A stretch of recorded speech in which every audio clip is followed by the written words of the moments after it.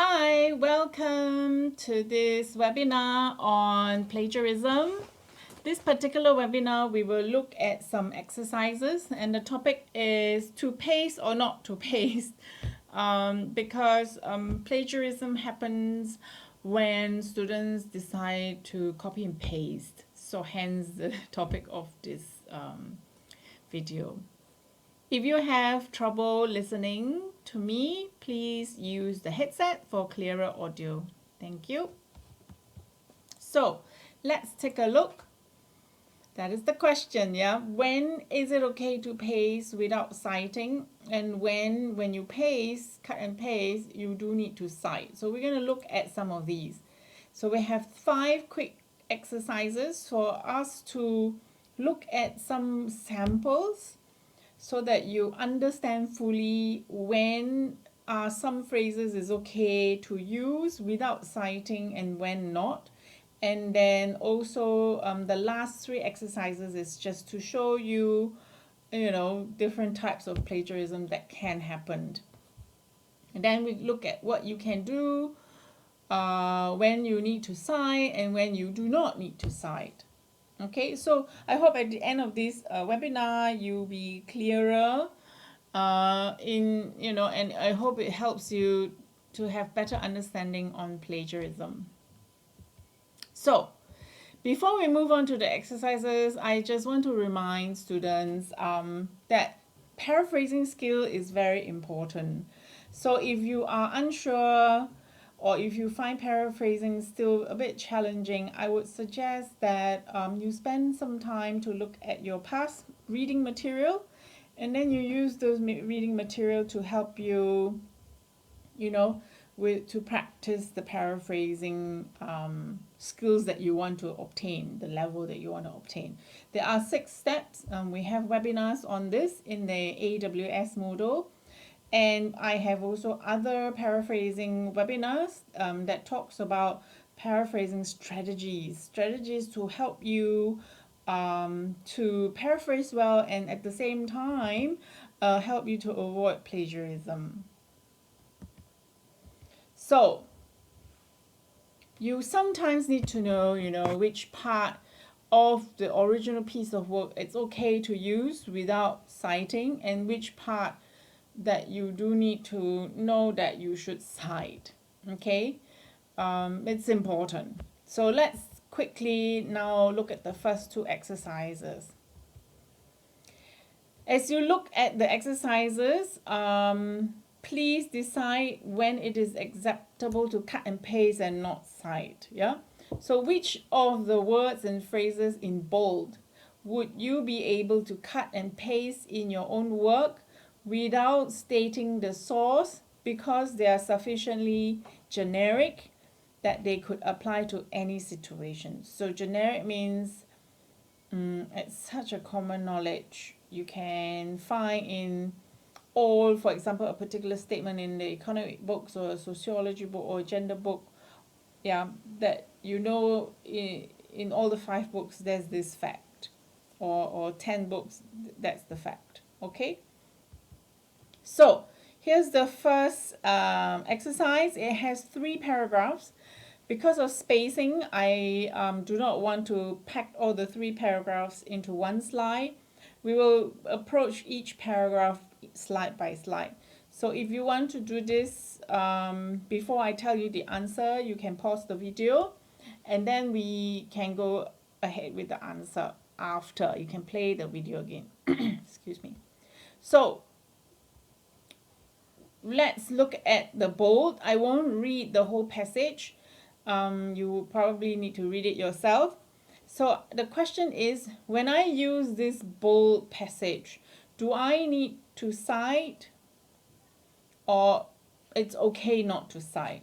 So the first bold here, number 1, it's a quote. So if I want to use it in my writing, do I need to cite or it's okay? So the answer is nope, it's not okay. Yeah, so I need to cite. Anytime you use other people's quote, this will probably be a secondary source. I still need to give citation. Number 2, as part of the project involved. As part of a project involved. This is a phrase. Do I need a citation? Or is it okay? The answer is it's okay. Why? Because these are just common phrases. As part of something, something, something, as part of the project involved. This it has no specific facts. Okay? So you can use it without citing. Number 3, in Italy, different dialects are spoken in different regions. So is this a generic knowledge? Would people, if you ask a few people, they would say, yeah, we know Italy has north and south, so I'm sure every area has their own dialect. So I'm quite confident this is a very general knowledge as well. Now, if you happen to think like maybe it is not a general knowledge, then you might then cite. Okay, so with common knowledge that you're unsure, you go, then the minute you continue to argue with yourself, you stop at the end of your and then say, let's just cite to be on the safe side, because you yourself are not sure. Number 4, someone from Sicily who speaks Sicilian and Italian should be considered as bilingual as someone from Barcelona who speaks Catalan and Spanish.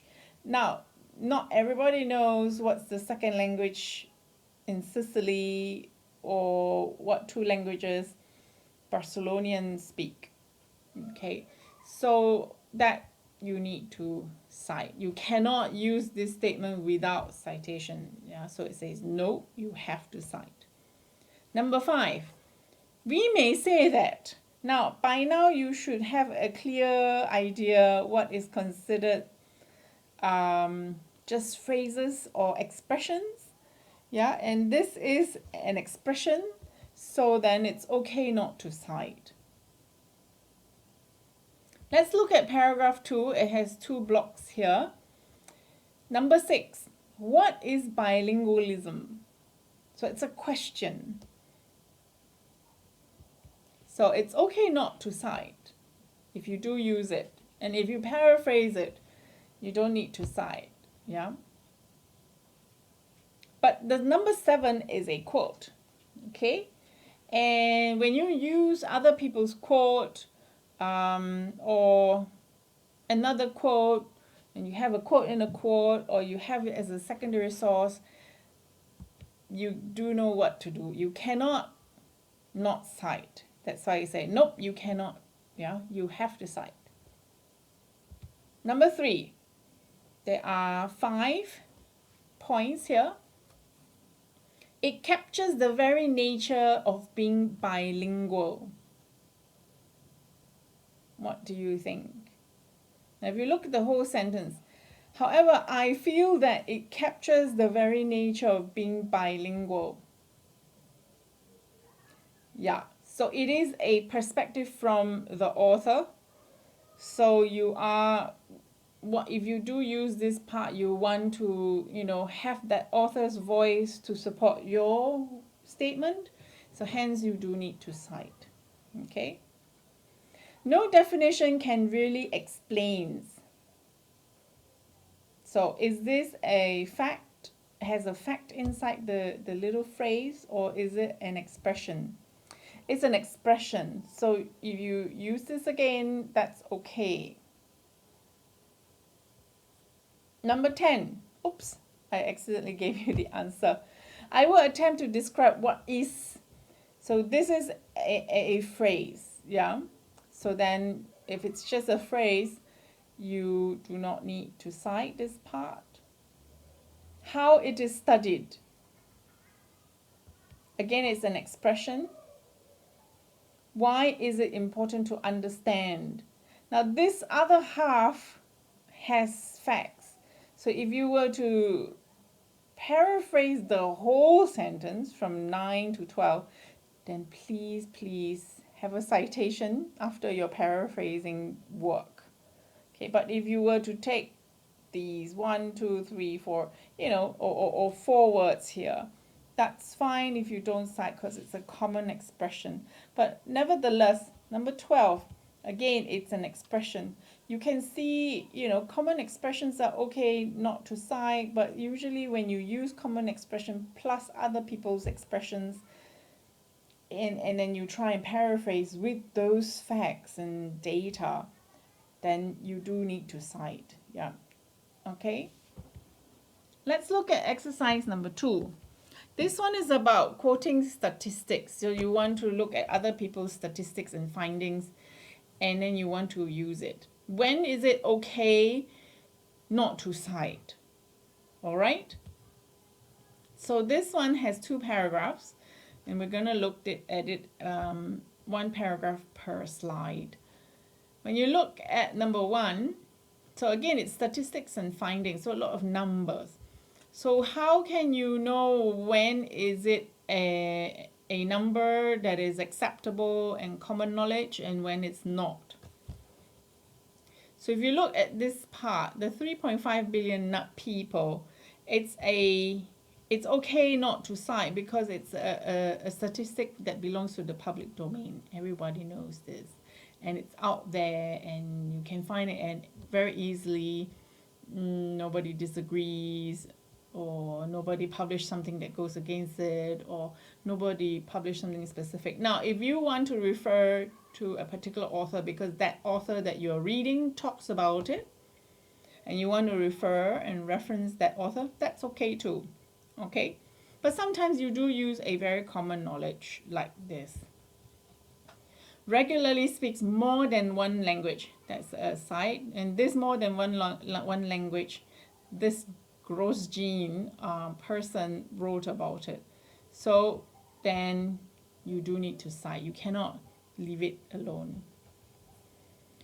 Number 3 is quite obvious. Yeah, 56% of the people in 25 countries, So do not leave it alone. It's not okay. You have to cite. Now again, let's point out why the writer spelled out the numbers and not write the numerals. That's because this is the beginning of a sentence, and when you start your sentence with numbers, you have to spell everything out. 56. Okay? If 56% is in the middle, then you can use the numeral figure 5, 6. Next one, number 4. Great Britain is one of the most monolingual countries in Europe. I didn't know that. There's a lot of people, migrants, immigration is going on, but I didn't know they are still considered as a monolingual country. So it's very specific. You cannot leave it alone. You do need to cite. So nope, cannot leave it alone. Number 5, 38% of those polled. Again, it's very specific number from a particular research finding. So you cannot leave it alone. It's not okay to not cite. Now this 38% is not at the beginning of a sentence, so you do not need to spell it out. Compared to number 3, you do spell it out. Okay? And when you spell out, then you spell out the percentage word. Yeah, percent. You don't put 56 in word and then the symbol. Keep it consistent when it's a word. Then change the symbol into word, all consistent. Now let's look at paragraph 2. Right, so this one has only 1. Number 6. These 3 basic questions are themselves enough to transmit . But this phrase, 3 basic questions, do you need to cite? No. Because it's expressions. So if you look at the academic phrase banks, you can find it in my Moodle. You will see all these very common phrases, expressions to help you to, express your idea better. These expressions do not need citation, so you don't need to always cite the academic phrase bank. Yeah? So let's take a pause if you need a break. Otherwise, continue.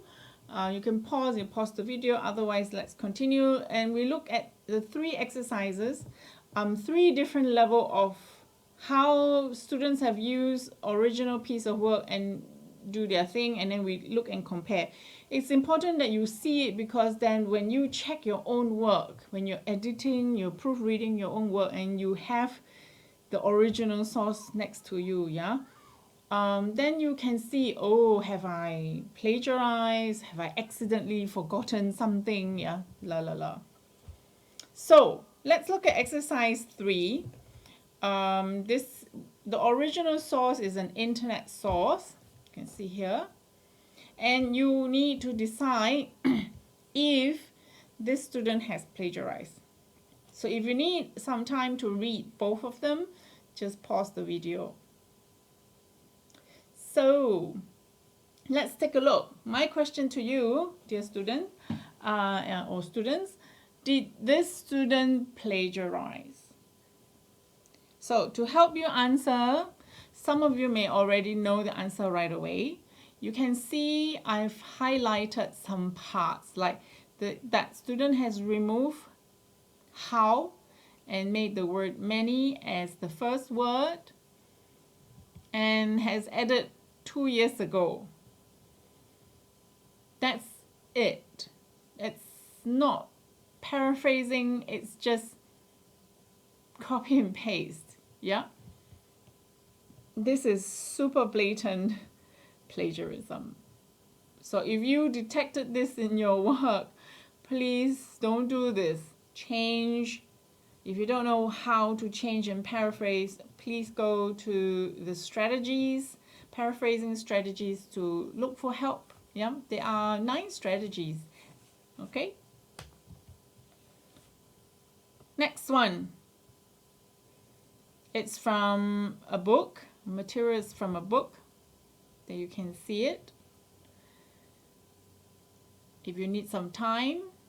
Otherwise, let's continue. So you can see I'm going to highlight parts that the students have taken from the original. 1, 2, it's a lot of words, you know. Underbelly to the top of the American landscape. Popularity. So has the art itself. No longer. Blue anchors. Hearts reading mom. Today's image. Bold statements. Personality as art form. So you can even see the structure. The particular students spend a lot of time keeping the structure of the sentence as well. The sentences are all in the same structure. If you look at the first sentence, you know, the back part is the same, the front part is changed. To me, let me tell you, this student has spent a lot of time trying to be caged in someone else's way of writing and try to fix and try to make it new. It's a lot of wasted time. It will be much better that you paraphrase it. And this is not paraphrasing. This is not paraphrasing. This is just trying to, you know, make it work. Yeah. And it's not making it work. You will be accused of plagiarism. Okay. The majority of the texts are actually from the original. Then I would ask the student, why are you doing this? Maybe you want to keep it as a block quote. I don't know. This is not good. Yeah. Again, we did look at it. The order is the same as the original. Okay. There is no originality. It's just forced words to make it sound like your words. You're just tweaking and playing with words. You're mostly showing off, wow, I can cut and paste. Yeah, that's what you're trying to show off. So even if you have a citation, it becomes invalid. The minute you know, it's just like if you're a good person and you accidentally stole something and you're caught, you're no longer, you know, labeled as a good person who has never done any stealing, you know. You will have that label. So if you've done this by accident, even accidentally, because you didn't know, your in-text citation is invalid. You have plagiarized. All right? So if you don't understand how it is, go check the webinar on plagiarism checkers. You can see how it is plagiarism because there are so many words being copied. So last but not least, let's look at exercise 5. This is from a journal. So again, if you need time to read, please pause the video. Otherwise, I'm going to continue. Now, I'm going to highlight things that is similar to the original. One is this. The students managed to change very, very slightly, but the position of the words are same. You want to try and make sure, you don't copy. You don't copy exactly. You don't copy the structure. And if you follow the strategies that I have introduced in the other paraphrasing webinar, it will definitely help you to avoid this case. Here's another one. So instead of for healthcare professional, the person of healthcare professionals, the person has changed it a little bit. And then by facilitating, now it's facilitates, yeah. And then finally, this person probably say, oh, I'm too lazy, it's a lot of work. I'll just copy the rest. You feel that this student is doing that because it's a lot of hard work when you try to keep that structure that does not belong to you. It's not your voice, yeah? So here's the comment about this piece of work. Yes, there is some kind of good paraphrasing, but there's also extremely close paraphrasing, such as, health risks involved. The original was health risks involving. These are called close paraphrasing. And for sure, specific plagiarism. The last bit will get you labeled as plagiarized work, for sure. Most of the language is reworded. Most of them, yeah. The same ideas in the same order, roughly 1.5, 1 out of 5 of the actual language is lifted directly from the original source. Now, please don't do this. Spend time to work on your paraphrasing skills. There's a small learning curve, and this learning curve will save you a lot of hassle, save you a lot of wasted time. Okay? Including a citation does not relieve a writer from the obligation of also either putting quotations around direct quotes or using their sources. So putting a citation with no year and then do this, and then this should be ideally a, in quotation marks. Yeah, so you can be accused of plagiarism as well in this piece of work. So hence, I usually call this very sloppy paraphrasing work, yeah? So what can you do? Here are some tips. Use quotation marks around any borrowed words for word. Okay? Cite your quotations and factual information. Introducing your sources within the text of your paper helps you to avoid plagiarism as well. Be very clear who you took your material from. It doesn't mean you're not writing anymore. It means you know how to use your source to help you with your writing, to help you to your readers to see, hey, your work is very valid and very credible. And when you're paraphrasing, please make sure you give credit to your source. Yeah. Do not use a single paper for more than one class. Yeah, this is also a very popular question from students. Can't I just use one paragraph from my last semester's work into this semester's work? Saves me a lot of time. That's not a good excuse. Oh, it saves me a lot of time. I would prefer students not to use the same piece of work. If you want, you can keep the idea and context, but rewrite everything to fit into your current assignment, yeah? Do not ever turn in a paper that you did not write. And while you're researching, come up with a good system. Make sure you take careful notes, write down all the information that you need to cite. Yeah, you must have a good systematic pattern to help you to cite carefully. And one way is to use Citavi or EndNote softwares. Yeah.